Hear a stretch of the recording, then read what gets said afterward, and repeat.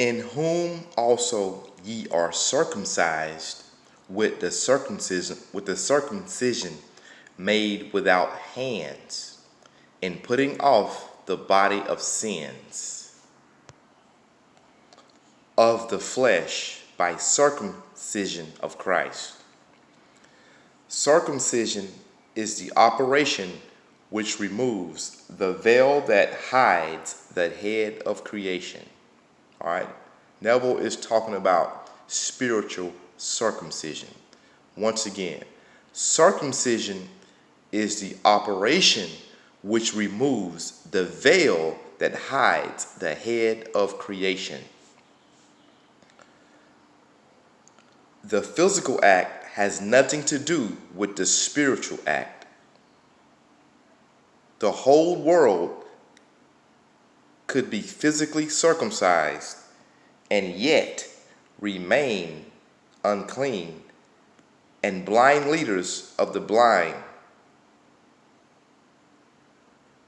The spiritually circumcised have had the veil of darkness removed and know themselves to be Christ, the light of the world. Once again, the spiritually circumcised have had the veil of darkness removed and know themselves to be Christ, or consciousness, or awareness. The light of the world, which is consciousness or awareness, is the light of the world, all right?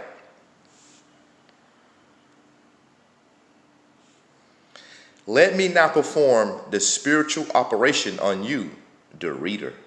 All right? Neville was saying, let me now perform the spiritual operation on you, the reader. The act is performed on the 8th day after birth. Not because this day has any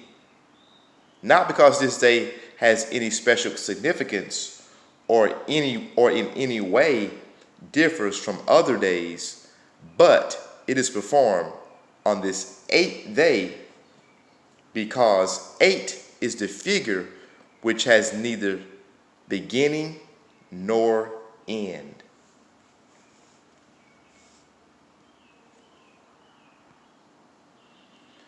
Furthermore, the ancients symbolized the 8 numeral or letter as an enclosure or veil within and behind which lay buried the mystery of creation. Thus, the secret of operation on the 8th day is in keeping with the nature of the act, which act is to reveal the eternal head of creation, that changeless something in which all things begin and end, and yet which remains its eternal self when all things cease to be. This mysterious something is your awareness of being, right? Or this mysterious something is your consciousness.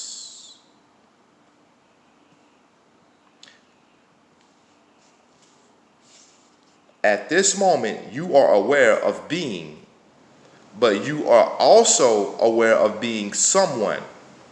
This someone is the veil that hides the being you really are. Okay, let's go back here. All right, so check this out.